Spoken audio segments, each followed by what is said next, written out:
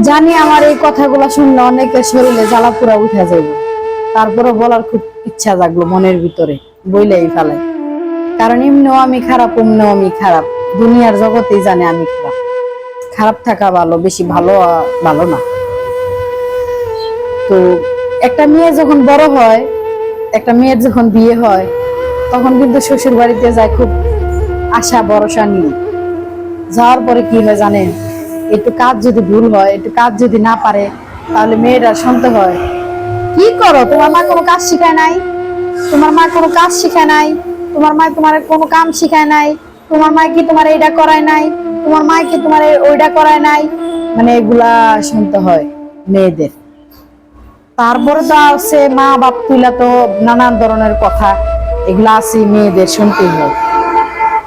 তো আপনাদের ফ্যামিলিতেও যদি এরকম হয়, তাহলে অবশ্যই আমাকে কমেন্ট করবেন যে আসলে এই স্বপ্না পাওয়া যে আমাদের ফ্যামিলিতে এরকম হয়।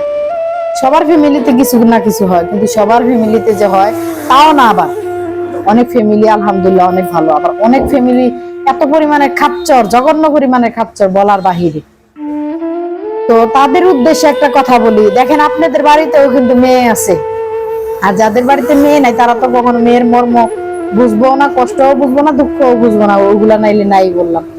আর যাদের বাড়িতে মেয়ে আছে, তাদের বাড়ির মেয়েরে এনের খোটাটা ওনে সরাইতে কয় না। যদি মেয়ে ব্যথা পায়, একটু পানি বইরে আনতে কয় না। যদি মেয়ে কষ্ট পায়, বিয়ের পরে সব কাজ করে। বাপের বাড়িতে কাজ করে কি করব? বাপের বাড়িতে কাজ করলে মেয়েটা বাপের বাড়িতে আছে যে কয় বছর, সেই কয় বছর আরামায়েশ করছে, এই পানি ফেলায় না, আরামায়েশ করুক, এইটা চায় প্রত্যেকটা বাপ মা।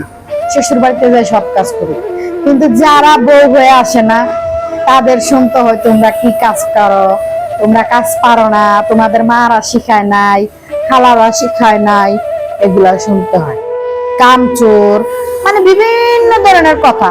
আর তাদের বাড়ির মায়া রে চাঙ্গে উঠায় রাখে, চাঙ্গে কারে উঠায় রাখে, কাজ করতে দেয় না। তো তাদের বাড়ির মাইয়া গড়েই কই, তোমরাও যখন শ্বশুর বাড়িতে যাবা, আমাগো মতো বউয়েরাও দেখো তোমাগো জীবন নিয়া, তোমাগো হাসির কথা শুনা আমাদের মুখেও হাসি আইবে, তোমাগো দুঃখের কথা শুনে আমাগো মুখেও হাসি আইবে। আমরা যারা বউরা আছি, ঠিক আছে, আমাদের মতো যাদের এরকম হয় সংসারে অশান্তি, তারাও কিন্তু পরের বাড়ি মেয়েরে এরকম শোনার জন্য অপেক্ষায় থাকবো। পরের বাড়িতে যখন যাবা, তখন আমরাও শোনার জন্য অপেক্ষায় থাকবো যে তোমাদের শাশুড়িরা কি বলে, পাড়া প্রতিবেশী কি বলে, এগুলা শোনার জন্য অপেক্ষা করব সবাই।